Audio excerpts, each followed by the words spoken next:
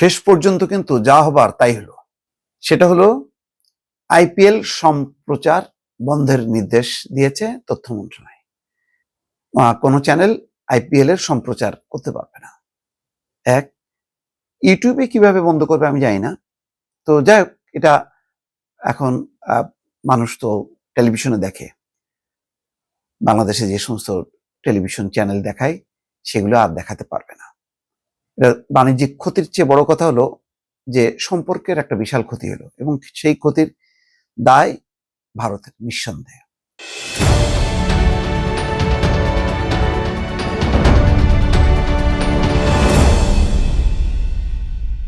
মুস্তাফিজ খেলবে না, বাংলাদেশের মানুষ আইপিএল খেলাও দেখবে না, মধ্যে কথা দাঁড়াচ্ছে এইটা। এটা কোনো শুভ সংবাদ না, দুঃসংবাদ। কিন্তু করণীয় কি? ঠেলে দিয়েছে ভারত, এই পরিস্থিতির দিকে ঠেলে দিয়েছে। আজকে ভারতীয় একটা পত্রিকায় দেখলাম যে আইসিসি ম্যাচটা সরাই নিতে পারে। বাংলাদেশের ম্যাচগুলি কলম্বোতে খেলতে যাচ্ছে, সেখানে মানে খেলার অনুমতি বা ব্যবস্থা করবে। সেটাই হয়, করার কিছু নেই। আর আইপিএল তো আর ঝগড়া করবে না, ভারতের সিদ্ধান্তটাই বহাল রাখবে। কিন্তু আইসিসির উচিত ছিল যে এই ধরনের পরিবেশ নষ্ট করার জন্য, খেলার পরিবেশ, সেখানে রাজনীতি না টানানোই উচিত ছিল। ভারতীয় একজন রাজনীতিক বলেছেন যে বাংলাদেশ দলের যদি লিটন দাস বা সৌম্য সরকার খেলতো, মানে মুস্তাফিজের জায়গায় কলকাতা নাইট রাইডার্সের, তাহলে সিদ্ধান্তটি কি হতো দেখছেন? তার মানে ভারতেও এর বিতর্ক হচ্ছে। সমস্যাটা হচ্ছে ওই একই রাজনীতিতে বিজেপি খেলছে এই ইস্যুগুলোকে চাঙ্গা করে, সে এটাকে তার ভোটের শক্তি বাড়াতে যে সর্বনাশটা ঘটাচ্ছে নিজের দেশে। আস্তে আস্তে বিভক্তিটা বাড়ছে, হিন্দু মুসলিম প্রতিবেশী দেশের সাথে সম্পর্ক নষ্ট হচ্ছে। প্রতিবেশী কারোর সাথে আসলে ভারতের সেই অর্থে কোনো সম্পর্ক নেই, জাস্ট বড় রাষ্ট্র হিসেবে তারা মেনে নিচ্ছে। কিন্তু ভারত বিশাল একটা উদার দেশ, ভালো দেশ, তাদের স্বার্থের ব্যাপারে খুব সচেতন, এটা কোনো দেশ মনে করে না। ভুটান, শ্রীলঙ্কা, মালদ্বীপ বলেন বা নেপাল বলেন, কেউ মনে করে না।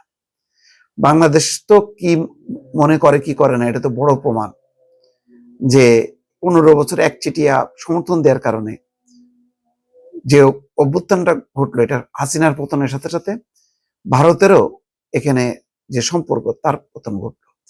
সেই পতন সম্পর্ক পুনরুদ্ধারের জন্য জয়শঙ্কর আসলো। এই সফরটাও আমার ধারণা যে বৃথা হয়ে গেল। এই সফরের একদিন পরেই সিদ্ধান্ত হলো যে আইপিএল এ মুস্তাফিজকে বাদ দেবে। ধর্মীয় ইস্যুতে সাম্প্রদায়িক গোষ্ঠী চায় না যে মুস্তাফিজ, যেহেতু মুসলমান, সে এসে খেলুক। ওই জন্য ওই যে লিটন দাস, সৌম্য সরকার, তারা খেলে অসুবিধা নাই। এই যে খেলোয়াড়দের মনে বা মানুষের মনে ঢুকায় দিল বিষ, ধর্ম, ভয়ঙ্কর। এটা বাংলাদেশের যে নিচু শ্রেণীর লোক বা ভারতের যে নিচু শ্রেণীর লোকগুলি এই সাম্প্রদায়িককে বা ধর্মকে ব্যবহার করে, এটার যদি স্বীকৃতি দেয় রাষ্ট্রীয় পর্যায়ে, কত বড় দুঃখজনক তার পরিণতি। দেখেন, আইপিএল এর খেলা বাংলাদেশের মানুষ দেখতো, ক্রিকেট ভক্তরা, তখন তাদের মাথায় তো থাকতো না কে হিন্দু কে মুসলিম, খেলা হিসেবে বিবেচনা করত। এখন যখনই দেখবে পর্দায়, তখনই মনে করবো আচ্ছা, এই আইপিএল খেলা না, এখানে মুস্তাফিজ খেলতে পারেনি কেন? ও মুসলমান, এই জন্য আঙুল দিয়ে দেখাই দিচ্ছে। ওই যে ওরাও এখন দেখাই দিচ্ছে, সৌম্য লিটন দাসের সাথে যদি কলকাতা নাইট রাইডার্সের এই চুক্তি হতো তাহলে সমস্যা হতো না। বুঝতে পারছেন কত সর্বনাশের দিকে আমরা যাচ্ছি?